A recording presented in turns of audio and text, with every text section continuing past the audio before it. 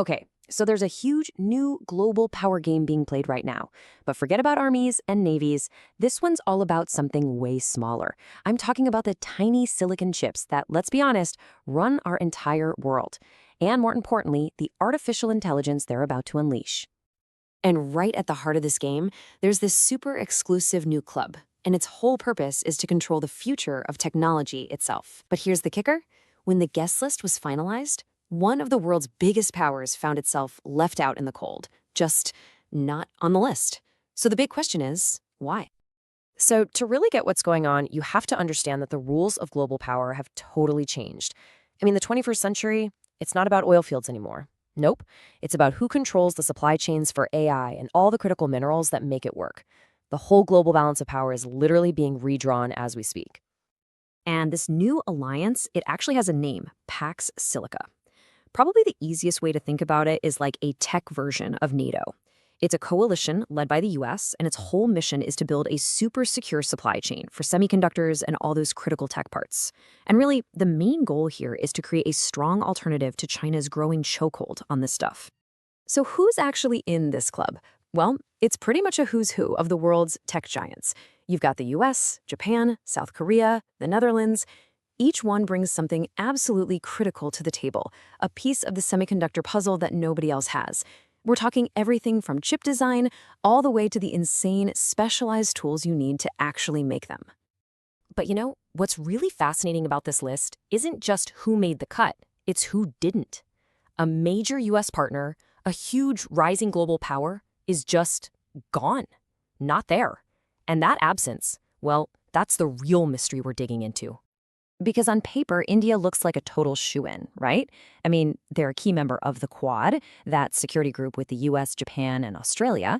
And they're also in the I2U2 group, which is a big deal partnership with Israel, the UAE, and the US.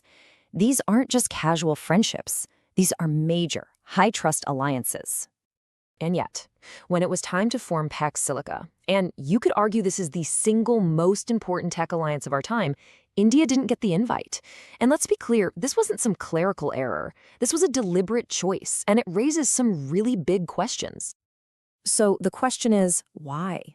Why on earth would the US and its partners leave a major strategic ally out in the cold on something this important? Well, the answer really pulls back the curtain on the brutal new rules of the global tech race. Okay, so the reason India didn't make the cut, it's not really about politics or diplomacy, not in the old school sense anyway. It comes down to something much more simple: cold, hard, industrial capability. You see, Pax Silica isn't a club for wishful thinking. It's a working group. And to get in, you have to bring a specific, absolutely essential piece of the supply chain with you. I mean, just look at the members. The Netherlands, they have a total monopoly on the crazy advanced lithography machines you need to etch these complex chips. Japan, they make a special chemical dye that's absolutely essential for manufacturing. But India, for all of its incredible software talent, just doesn't have a core piece of this hardware puzzle right now. They don't have that one irreplaceable thing to bring to the party. And look, this capability gap didn't just pop up out of nowhere.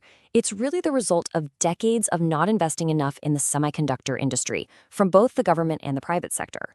So while other countries were pouring money into building these futuristic chip factories, India's focus was just somewhere else. And the stakes for being left on the sidelines, they are just astronomical. We're talking about a single number, $15.7 trillion. Yeah, that's how much value AI is expected to add to the global economy in just the next few years. So if you're not in the core group that's building this future, well, you're just a consumer. You're buying the future from someone else instead of owning a piece of it yourself. And that's a huge, huge difference. So what now for India? Being left out of Pax Silica has basically forced them to a major fork in the road. They can't just assume anymore that they'll have a seat at the Western tech table. They have to make a choice, a big one. And really, it boils down to two main paths. Path number one is to try and play catch up. Double down, speed up development at home, and do everything you can to get integrated with the West, hoping you'll eventually get an invite to the club. But path two, that one's a lot more radical. It's to basically say, fine, keep your club, and pivot to building a whole new parallel tech system with other nations in the global South. Now, this second path is, incredibly ambitious. The whole idea is that if India can actually pull it off, if they can build a successful tech model powered by the global south, it's not just an alternative. It becomes a direct challenge to the entire economic order that's been dominated by the West for so long. And you know what? There's already a blueprint for this kind of thing. Just look at India's UPI, their Unified Payments Interface. It's a completely homegrown digital payment system that basically leapfrogged Western giants like Visa and MasterCard to completely take over its home market. It's a fantastic proof of concept. It shows that India can build its own world-class tech systems from scratch. So the choice India makes next, this isn't just about its own economic future. This decision could literally redefine the entire global tech landscape for generations. And this really gets to the core of the dilemma. If India goes all in on integrating with the West and succeeds, they become a key producer in that system. But if they fail, they're stuck being just a consumer. Now, the other path, leading a Global South alliance, that offers a shot at being a leader of a whole new system. But the big risk there is that you end up with a fractured, divided global tech world. And that right there is the ultimate cliffhanger. Is India being left out of this exclusive club going to be the thing that sparks a totally new, multipolar tech world?